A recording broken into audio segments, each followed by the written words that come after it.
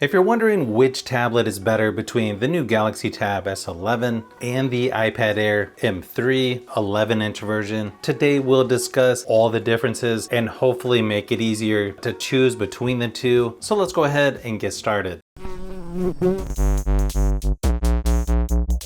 Surprisingly, the iPad is the cheaper option, starting at only $599 versus $799 for the Tab S11. Both tablets start at 128 gigabytes of storage, but one advantage you get with the Galaxy Tab is it can use a micro SD card to expand the storage, or you don't have that option with the iPad. Now keep in mind, if you add the Apple Pencil Pro, then the price starts to get closer, considering the Tab S11 has the new style S Pen included. I also like that with Samsung, you usually get discounts on accessories, or sometimes they even throw them in for free. Plus, their trade-in deals are usually better if you have older Samsung products already. Now, display sizes are very similar between these two, right at 11 inches for both. You've got a dynamic AMOLED 2X display for Samsung with up to 120 Hz refresh rate versus 60 Hz for the Liquid Retina IPS display on the iPad. Resolution is slightly higher on the Galaxy Tab, but very similar at 2560 by 1600 versus 2360 by 1640 for the iPad. Of course, the aspect ratio is a little different as well, at 4:3 for the iPad versus 16:10 for Samsung. The peak brightness is higher on the Galaxy Tab, so when you put them next to each other, the Galaxy Tab looks more vibrant and has better viewing angles. It also appears to have better contrast and darker blacks as well. Obviously, some of this is going to come down to personal preference, but if you want the tablet with better screen quality, you'll want to go with the Tab S11. One big advantage for the Galaxy Tab is going to be battery life. You've got a larger battery in the Tab S11, and when I ran my typical battery drain test at 100% screen brightness, the Tab S11 lasted 9 hours versus only 5 hours for the iPad. You also get faster charging with the Tab S11 at 45 watts versus 20 for the iPad. I think with normal use, you could get a couple days on both of these if you turn the screen brightness down, but if you want the tablet with better battery life, you'll want to go with the Galaxy Tab.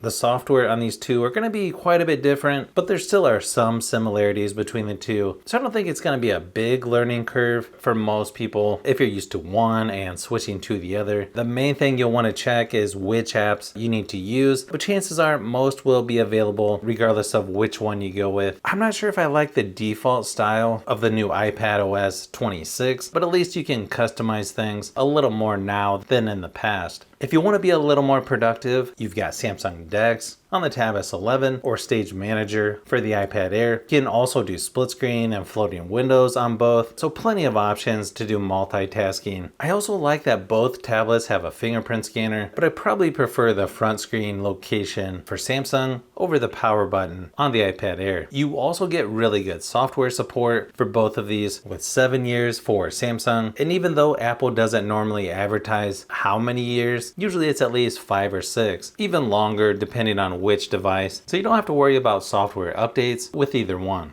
Another nice thing about these two is you've got video out, so you can use an HDMI adapter to connect to a projector, TV, or external monitor pretty easily. Now, performance-wise, the iPad is actually more powerful, even though it's the cheaper option, as you can see by the benchmark results. The iPad also has better GPU performance with the M3 chip versus a MediaTek Dimensity 9400 Plus in the Galaxy Tab. You do get more RAM with the Galaxy Tab with 12 gigabytes versus 8 for the iPad. But I think if you plan on doing video editing or play a lot of games that are more intense, both are nice options. I think the size of these are pretty nice. It's easy to reach things on the screen. Not to say the Galaxy Tab is slow or anything, but if you want the tablet with better performance, you'll want to go with the iPad Air. As far as which has the better audio, you get a quad speaker setup with the Galaxy Tab versus only 2 speakers on the iPad Air, even though it looks like 4. I think it's pretty obvious when you put them next to each other that Samsung sounds louder and better overall, but here's a quick sample of each just to give you an idea of how they sound.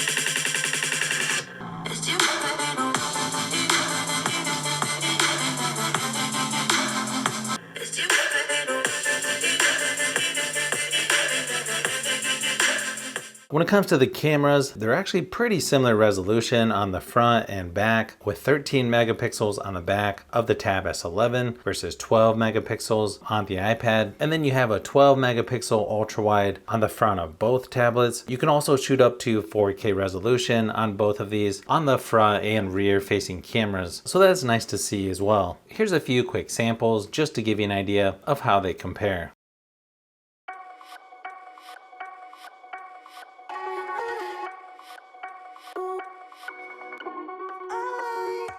So overall, I don't think you can go wrong with either one of these, but you can definitely save money if you don't need the Apple Pencil and you want better performance. Plus, if you already have other Apple products like a Mac, then the iPad Air makes a lot of sense. But I think I would go with Samsung if you want the better screen quality, higher screen refresh rate, plus it has better battery life, and the S Pen is included. So Samsung definitely has a lot of good things going for it with this tablet. But if you like tablets, phones, and other tech, I've got a lot more stuff that I'm working on, so definitely keep an eye out for those upcoming videos.